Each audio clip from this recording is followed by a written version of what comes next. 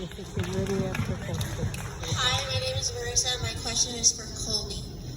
So, if Blaze and Roxy could team up with any other villain from a different season of Power Rangers, who would it be and why? Yeah, that's a huge question because there's so many iconic villains. I stepped in the villain Enchantress panel yesterday, where there was 18 billion of them, and it was amazing to see all these incredible women up, in line and down here. And but no, I mean this is biased, but this is the first one that's come to my head. Is Divatox is insane. I think she is an iconic villain, and she's such a fantastic actress. We were directed a lot to be kind of like as explosive as her, as like, I don't even know how to explain it, like as charismatic maybe or something. And I wanted Blaze to be a little bit more subdued, which you can see we were a lot more subtler or nuanced.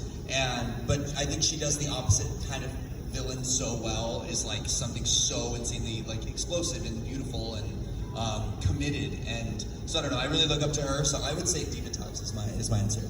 Be a good mix. Yeah.